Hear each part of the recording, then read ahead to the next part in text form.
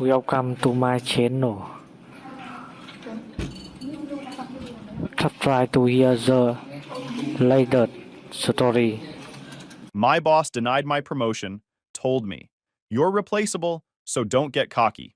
So I stopped doing anything not in my role. 72 hours later, everything went down hard, and clients started threatening fines for missed uptime. Sup Reddit. So my boss said I was replaceable and denied my promotion. So I stopped doing the 70% of my job that wasn't in my job description and watched the whole operation crash in 72 hours. I, 32 male, work in data center operations for a mid-sized cloud infrastructure company. Been here almost 2 years running change control. Basically, I'm the guy who decides if your production deployment happens or gets blocked because it'll break everything. Then came the meeting. They scheduled the meeting with 24 hours notice. Subject line, role discussion. I knew what that meant. 22 months of work was about to get judged in one conversation. The meeting lasted 11 minutes. I timed it on my phone sitting face up on the table between us.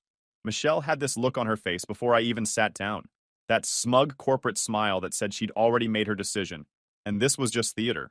Same look she'd had for 22 months every time I'd asked about growth opportunities. The polite dismissal. The "we'll circle back" that never circled anywhere. Michelle was a master at making you feel small while maintaining plausible deniability. Never outright cruel. Just death by 1,000 professional paper cuts. She had the rejection letter printed and folded. 2 other managers flanked her like backup singers nobody asked for. Witnesses to what was about to go down. Standard corporate assassination protocol. I'd been running change control operations for 22 months. Not helping. Not assisting. Running the whole thing solo. Every production change approval. Every maintenance window coordination. Every emergency exception from engineering teams across 4 data center regions. Critical infrastructure. Customer databases. Payment processing. Healthcare applications. You screw up, it's not just complaints. It's customer-facing outages and contract penalties. The scale was massive. 4 data center regions. Hundreds of change requests moving through the pipeline every week, each one representing potential downtime, potential revenue loss, potential disaster. The guy before me lasted 6 months before he quit mid-shift, walked out during a Friday evening maintenance window, left his badge on the desk next to a half-eaten sandwich. By Monday morning, I was fielding panicked calls from engineering managers. No handoff, no training. They just wheeled 3 file cabinets of documentation to my desk and said, "Figure it out." The previous guy's filing system was a joke. Random papers shoved into folders with no organization. I spent the first month just organizing what existed. Then I spent the next 6 rebuilding everything from scratch. Created a change approval database that actually worked. Built maintenance window protocols that cut scheduling conflicts by 80%. Wrote the risk assessment frameworks that kept us from turning production into a crater.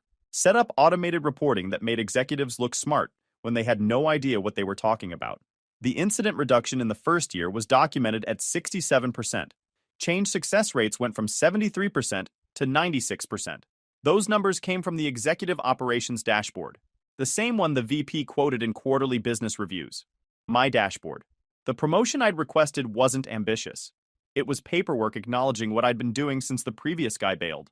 Michelle slid the paper across. Didn't make eye contact. "We've decided not to move forward with your promotion request at this time." I picked it up, scanned the first few lines. Corporate language that said nothing while saying everything. 22 months reduced to not the right fit. "What's missing?" I asked. Voice level, professional. She finally looked at me, made eye contact like she was doing me a favor. "Strategic vision. You handle execution well, but this role requires someone with broader perspective. Someone who can interface with executive leadership effectively. Translation. Someone who looks good in meetings. Someone who speaks the language. Someone who plays golf with the right people. Someone who isn't too busy actually doing the work to schmooze with executives." "I've been doing this role for almost 2 years," I said. "Informally, yes. But that's different from official leadership. The role we're filling requires someone who can represent the department strategically. Someone with presence." Presence. That word landed like a slap.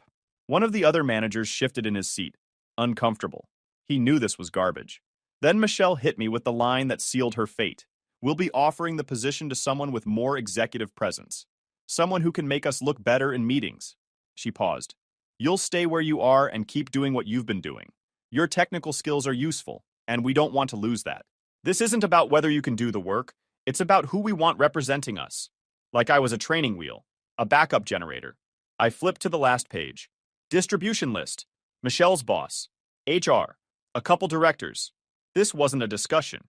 It was a verdict that had already been circulated before I even sat down. So this was never up for debate, I said. This meeting is a courtesy, Michelle said. Cold as January. We need you focused, Michelle continued. You're good at what you do. Let's not overcomplicate it with titles and scope discussions. The Atlas cloud migration is behind schedule. 3 weeks behind. I expect you to pull it together like you always do. I stood up. Slow. Deliberate. I'll follow my job description exactly. She frowned. What does that mean? It means I'll do what I'm paid to do. Nothing more, nothing less. I walked out before she could respond. Forwarded the announcement to my team with zero commentary. Subject line, organizational update. Then I pulled up my official job description. Started highlighting everything I actually did versus what they paid me for.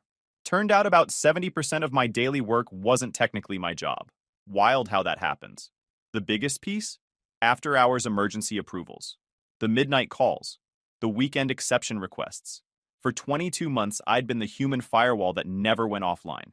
That was ending today. During my shift, I'd do exactly what my job description said. Outside my shift, completely unavailable. Set my team's status to available, business hours only. Updated my email auto-reply for after 5 p.m. I am currently unavailable. For urgent matters, please contact the on-call manager per the escalation matrix. Then sent one email to leadership. Subject, role clarification. Body.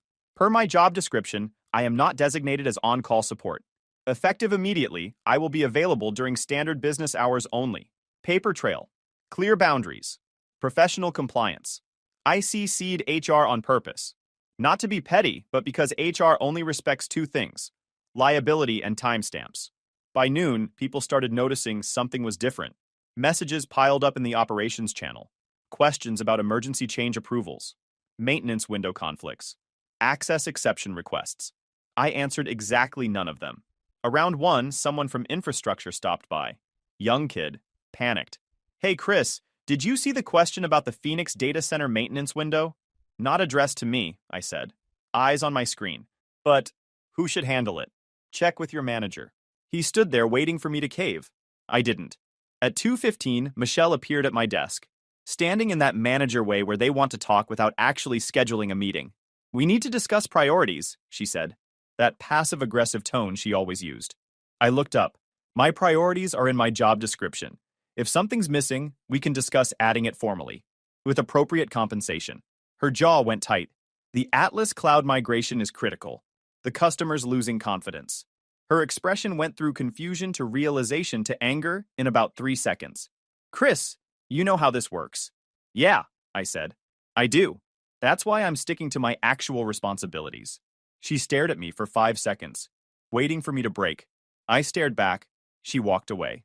That was the moment I became dangerous to them.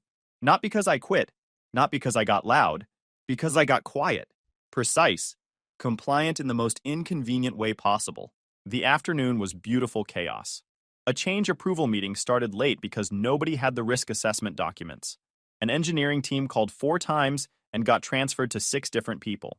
A customer email sat unanswered for 3 hours because nobody knew which calendar to check.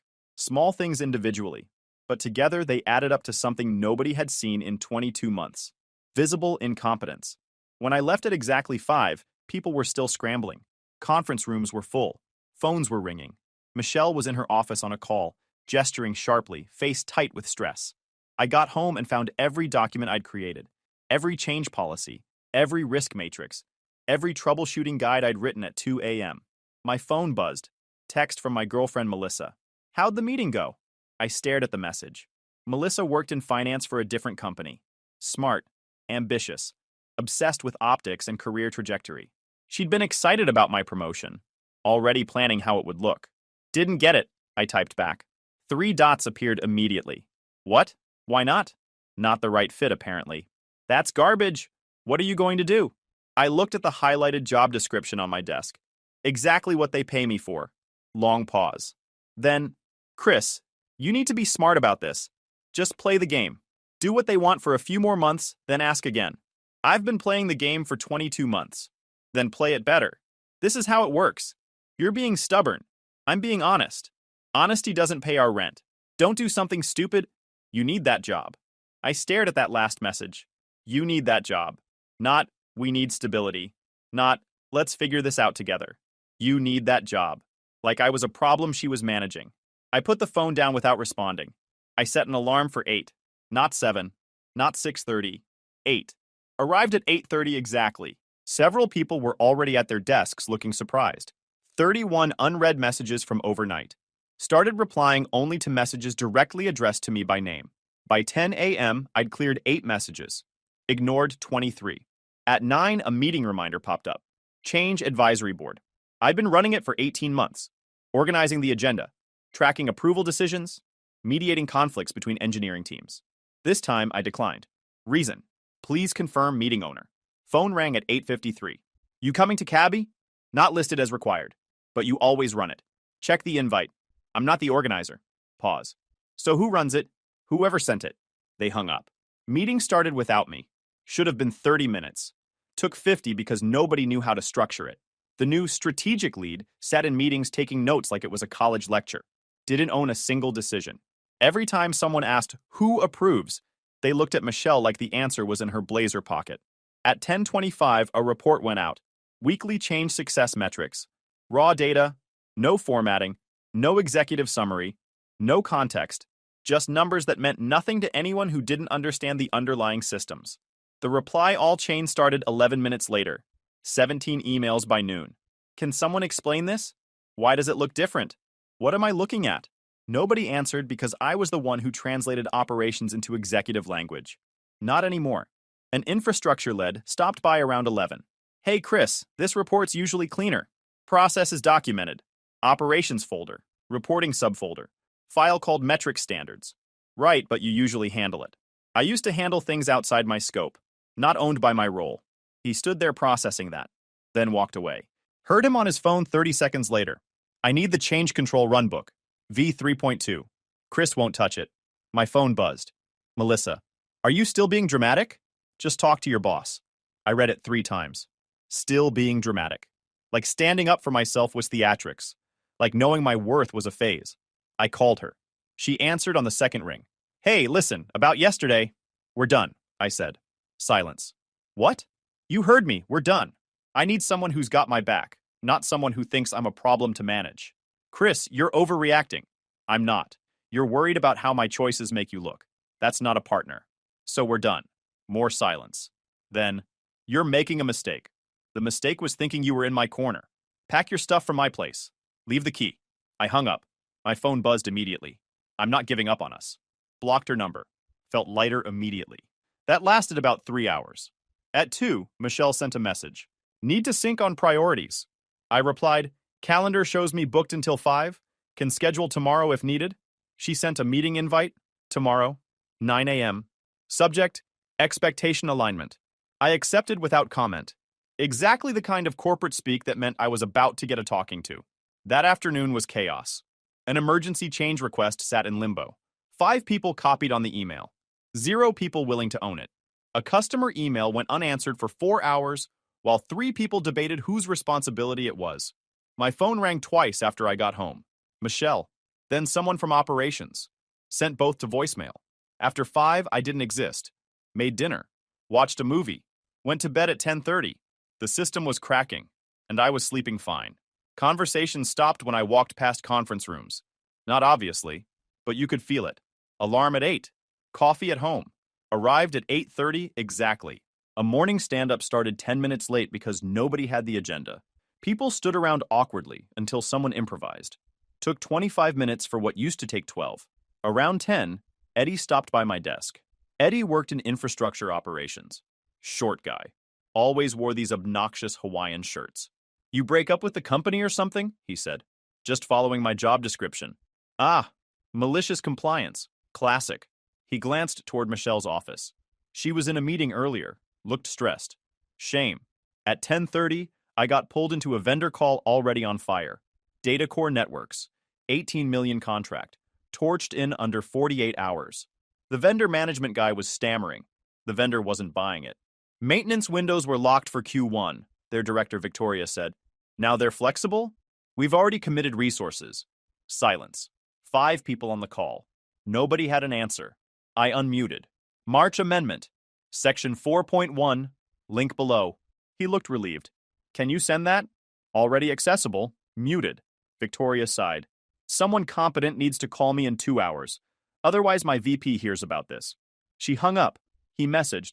Can you handle follow-up? Not my role. He spent 30 minutes searching for what I could have found in 45 seconds. By the time he called back, she'd escalated. Our VP got looped in. Heard he spent the afternoon in back-to-back leadership calls. Damage control mode. By lunch, chaos was spreading. Customer called about portal data. Ticket 4782. 3 queries and a calendar check. 5 minutes to fix. I watched it sit. Normal at 11:47. High at 12:23. Urgent at 1:08. Reassigned 3 times. Someone knew how to fix it. Just needed access to the change calendar. Access I had. Access they didn't. Perfect structure failure. Not my job. Didn't touch it. At 1, Michelle appeared at my cube, breathing hard like she'd walked fast. Her blazer was wrinkled. The polished corporate armor was cracking. This is spiraling, she said. I kept typing. Didn't look up. Chris. Sharper now. You know what I mean. I stopped. Turned to face her slow. I know how it used to work, I said. That was the problem. She stared like I was speaking a foreign language. We need you to step up. I am stepping up. Doing my actual job. The one you decided wasn't senior leadership material. Her face went red. This is about the promotion? Not really a question. An accusation. This is about doing what I'm responsible for. Nothing more. Nothing less. She leaned closer. Lowered her voice. Chris, I have 3 executive meetings today. The VP is asking questions. Data core escalated. Atlas Cloud is threatening delays. I need you functional. Functional. Like I was a machine that needed rebooting. Then the person you promoted should handle it, I said. Seems like exactly the type of challenge that requires strategic vision and executive presence. Her mouth opened, closed. You're being unreasonable, she tried. I'm being compliant. Following my job description exactly. That's what you wanted, right? Clear roles. Defined responsibilities. We can discuss this later, she said. Right now I need what? Free labor? That well's dry, Michelle.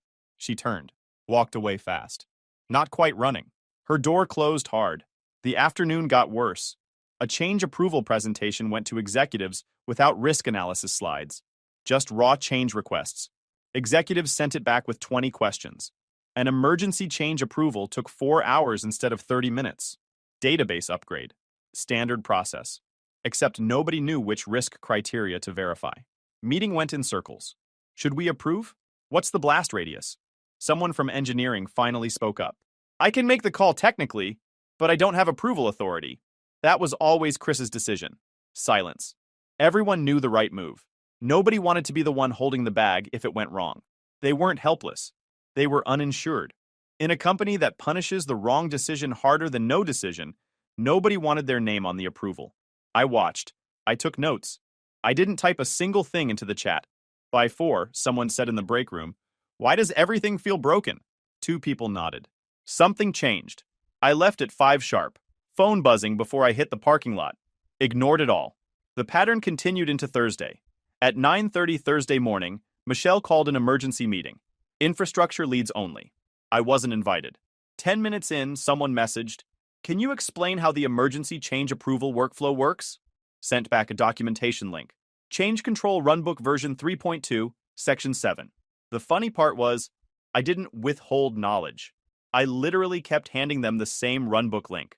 They just wanted me to be the runbook. 5 minutes later, Michelle was at my desk. People are blocked on multiple fronts. I didn't look up. Doc link below. That's the complete answer. Chris. She leaned on my desk. Aggressive. You know what I mean. I know what I'm responsible for. The rest isn't mine. That was your call. By midday, the customer situation exploded. Atlas Cloud called. Deployment tracking showed conflicting information. Change portal said Thursday. Engineering calendar said Friday. Their infrastructure director, Claire, was frustrated. We have critical production deployments depending on your maintenance window. And you don't know when it's scheduled? Silence. We've worked together almost 2 years now. This never happened before. What changed? More silence. I stayed muted. Didn't volunteer. Didn't save anyone. 20 seconds of silence on a customer call feels like a funeral. Someone finally said, We'll get you an answer by end of day. Claire's voice went ice cold. You said that yesterday. I need answers now, not promises. If this isn't resolved by 3 p.m., I'm escalating to your executive team in hours. Call ended. Within 15 minutes, an email went to leadership with Claire's VP CCD. Subject: critical. Atlas Cloud account failure. Red alert. SLA impact mentioned twice. Contract review threatened. Revenue at risk flagged in bold. At 2, infrastructure flagged a missed deadline. Change success metrics. Monthly routine. Due first Thursday of every month. Nobody did it this month, because I always did it. Quietly. 6 a.m. before anyone arrived. Now it didn't get done. Infrastructure sent formal email to leadership at 2:14 p.m. Subject: urgent. Monthly change metrics overdue. Someone accidentally reply-alled, no current owner for change approvals after hours. Thread went silent. Dead silent. Because everyone realized it was discoverable. Written admission of structural failure. CC'd to leadership. Time-stamped. Preserved. At 3, I got pulled into a call with Michelle and 2 directors I'd never met. One in a gray suit asked, who owns final approval on Atlas Cloud maintenance windows? Back and forth. Dancing around the obvious. Someone turned to me. Chris, explain how this worked before. I let the silence sit, then answered. It worked through informal coordination. I filled gaps between documented processes and actual execution. Dead quiet. What does that mean? Michelle asked. The process functioned because I absorbed structural gaps, made decisions that weren't mine, solved problems not assigned to anyone, coordinated between teams that don't communicate, all undocumented, all invisible, all unpaid. Nobody challenged it, because it was true. Meeting ended with no resolution. I left at 5 exactly. Thursday night, 9:12 p.m., my phone stayed face down on the kitchen counter. Somebody got tired of waiting for an approval that didn't have an owner, so they did what panicked teams always do, pushed it anyway and called it urgent. At 9:30, the company status page flipped to investigating. Someone pushed an emergency database change without a rollback plan.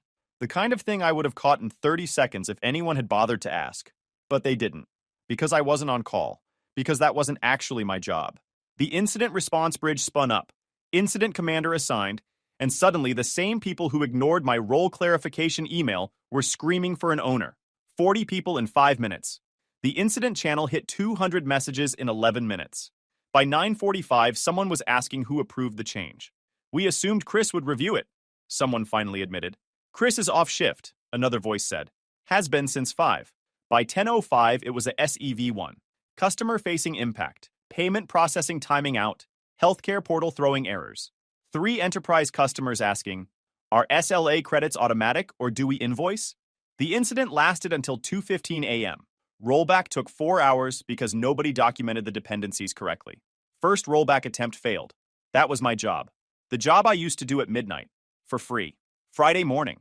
The office felt like a pressure cooker about to blow. People were moving fast but accomplishing nothing. Panic without direction. I showed up at 8:30. Michelle walked past my desk without making eye contact. She looked like she'd been up all night. She probably had been. Opened my email. 89 unread messages. Started with the ones addressed to me. Ignored the chaos. At 9, a meeting invite appeared. Subject: emergency operations review. Attendees included people I'd never been in a room with. VPs, senior directors, people who only show up when things are escalating. Meeting started at 9:30. I joined. Camera off. Muted. Questions flew fast. Why are change approvals bottlenecked? Who authorized this process change? What happened with last night's incident? Why is the customer threatening contract penalties? Then someone said, we assumed Chris was handling it. Someone else replied, he's not in that role. Heavy silence. A VP I'd never spoken to asked, Chris, what's your assessment? I unmuted. Structural failure. Responsibility was assigned without authority. That doesn't work. Meaning? Meaning you can't ask someone to own outcomes while blocking them from making decisions. More silence. Someone from HR spoke up. What would resolve this? Clear ownership, decision authority, compensation matching scope. All formal, all documented. The VP nodded. We'll follow up. Meeting ended. I went back to my work. 10 minutes later, my desk phone rang. Internal extension. Michelle. Chris, can you come to conference room C? Just for a minute. I checked my calendar. Nothing scheduled. For what? Please. Just 5 minutes. I walked over. Door was closed. Blinds drawn. Michelle was sitting at the table. Alone. No notebook, no laptop. Just her. Close the door, she said. I left it open. Stood in the doorway. She stood up. Came closer. Her voice dropped. Chris, I need your help. With what? The Atlas Cloud situation. The data core escalation. The metrics. All of it. She paused. I know things have been tense, but I'm asking you to help me fix this. I'm doing my job. That's what you promoted someone else to do. Chris, please. Her hands were shaking. She tried to hide it by gripping the chair. I'm drowning here. Leadership is asking questions I can't answer. Customers are threatening to leave. The VP is watching every move I make. Sounds rough. Don't do this. She stepped closer. You know how this works. You know what they expect. I just need you to handle things the way you used to. Just for a few weeks. Until this calms down. Until what calms down? The structural failure? The missing ownership? The fact that you built a system that only works when someone does unpaid overtime? Her jaw tightened. I made a mistake. With the promotion. I see that now. Cool. Fix it. I'm trying to. But I need time. And I need you to not let everything burn while I do. No. Chris, you made your choice. Live with it. You're being vindictive. I'm being clear. You want someone to fix your mess? Call the person you promoted. They've got the strategic vision and executive presence, right? Let them prove it. Her face went red. This is my career. Should have thought about that 22 months ago. I walked out. Didn't look back. Heard the conference room door slam behind me. At 11, Eddie stopped by. Conference room B's been packed for 2 hours. Michelle and the executives. At 11:15, my phone lit up. Unknown number, text message with a screenshot attached. It was an email. From Melissa. To Michelle. Subject. Concerned about Chris. Michelle, I'm reaching out because I'm worried about Chris's recent behavior. He's been acting unstable since the promotion decision. Making rash choices. Talking about stopping work and letting things fail. I'm concerned he might do something to sabotage operations or create problems. I thought you should know so you can address it before it escalates. He's not thinking rationally right now.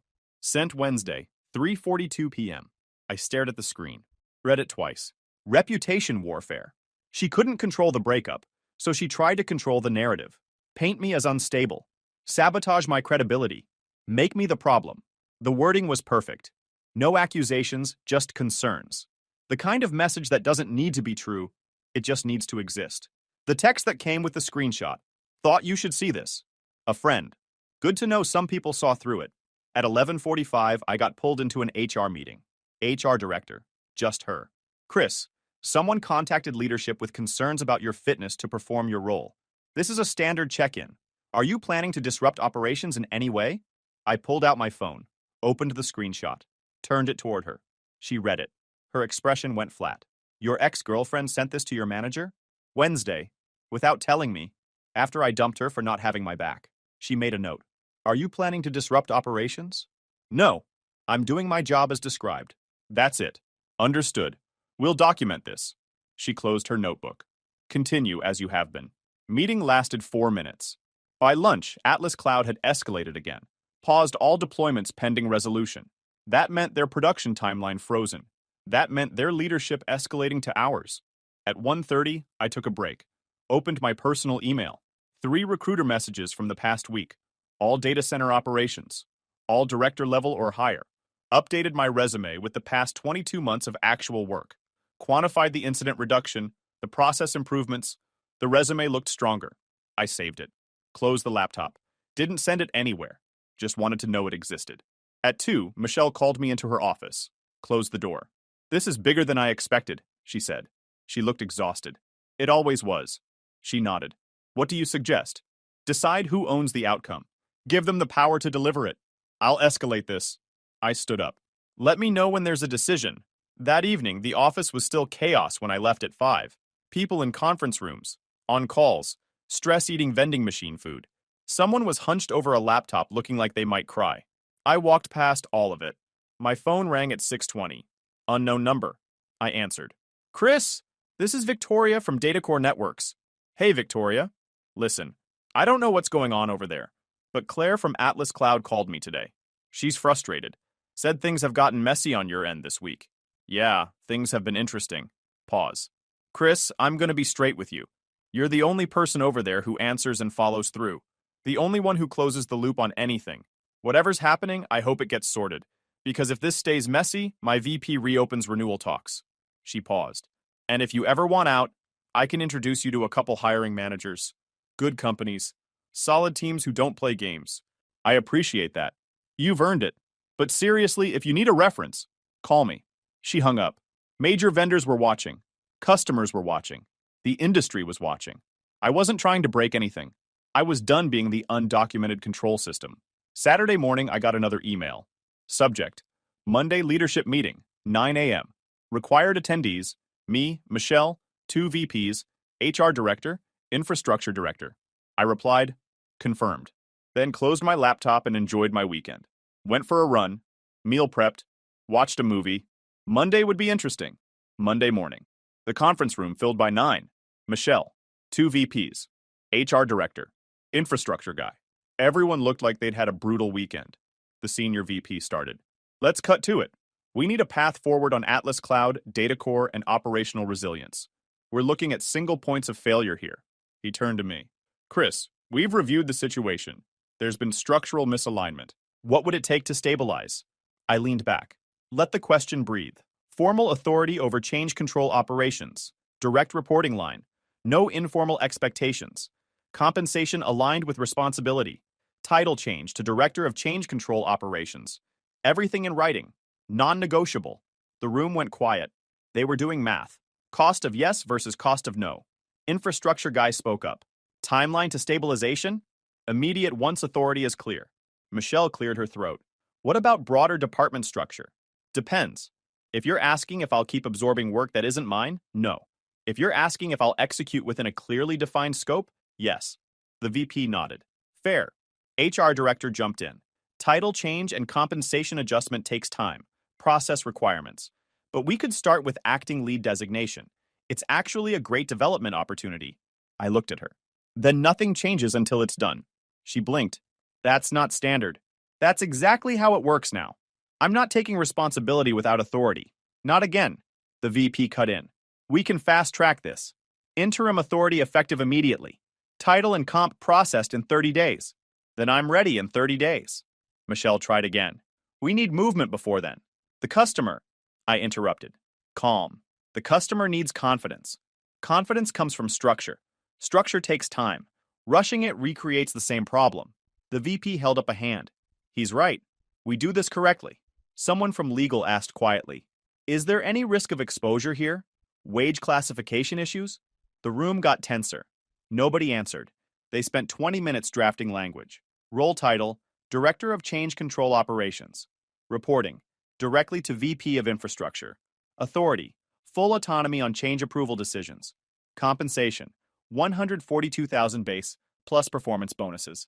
When they read it back, I said, that works. One addition. They waited. This gets communicated clearly to everyone. No ambiguity, no assumptions about informal responsibilities. The VP agreed. Done. Meeting ended at 10:15. As people filed out, Michelle stayed back. This could have been handled differently, she said. Still couldn't admit she'd created this mess. Yeah, 22 months ago. She didn't respond. Started to leave, then stopped. Turned back. You know what? No. This is unacceptable. Her voice was rising. The careful corporate mask finally cracking. You sabotaged customer relationships. You let critical processes fail. You made me look incompetent in front of leadership. I stayed seated, calm. I did my job. The one you said I wasn't qualified to be promoted for. Don't give me that. She was getting louder. Door still open.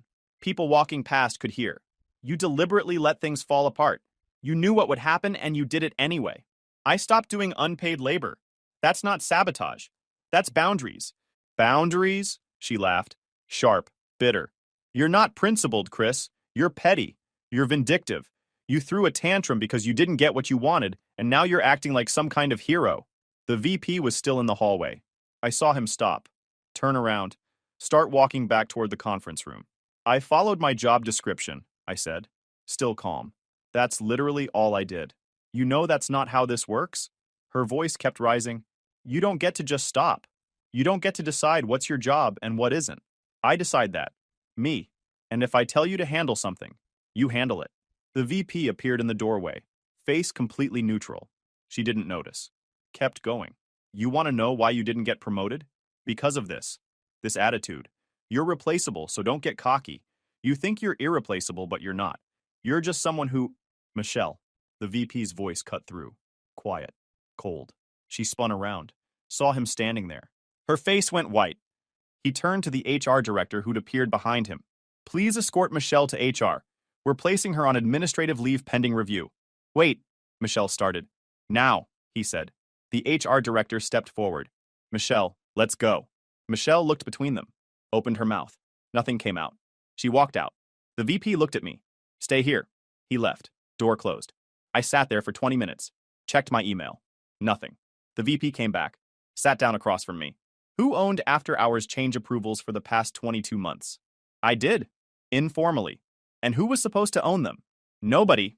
That responsibility didn't exist in any job description. He nodded slowly. That's a structural failure. Leadership failure. He paused. You built the executive operations dashboard, created the change control framework, reduced incidents by 67%. That's director-level output with analyst-level authority. He stood up. Your role starts now. Report directly to me. We'll formalize everything by end of week. And Michelle? Administrative leave today. We'll handle the rest appropriately. That afternoon, an email went out. Michelle on leave. Interim reporting structure announced. My interim role effective immediately. By end of next week, another email. Michelle's employment terminated. Organizational restructure to follow. At will. Employment works both ways when executives feel personally embarrassed. And Chris? He paused. Document everything going forward. Everything. We're doing this by the book from now on.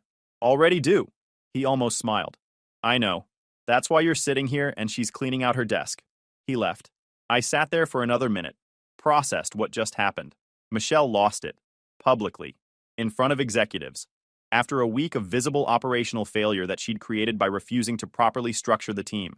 She'd finally shown everyone what I'd been dealing with for 22 months. The condescension. The dismissiveness. The expectation of free labor wrapped in corporate politeness. And when that mask cracked, it shattered completely. I stood up, walked back to my desk. Eddie was there. Did Michelle just get walked out? Yep. Dang. He shook his head. Heard her losing it in the conference room. Sounded bad. Security escorted her. Whole thing was over in 10 minutes. Fast when they want it to be. Announcement went out by lunch. Clear, direct. Michelle's departure. My new role. Reporting structure. By 2, people were messaging me directly instead of through Michelle.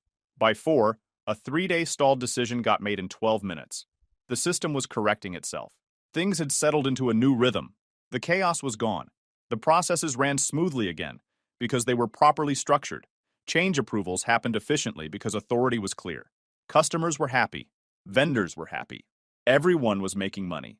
Then 6 months later, I got an email from HR. Subject: Compensation Review, Retroactive Adjustment. I opened it. Read it slowly. Back pay. 22 months. Not full director salary for the whole period, but a retroactive adjustment for the work I'd actually been doing. Not huge, but fair.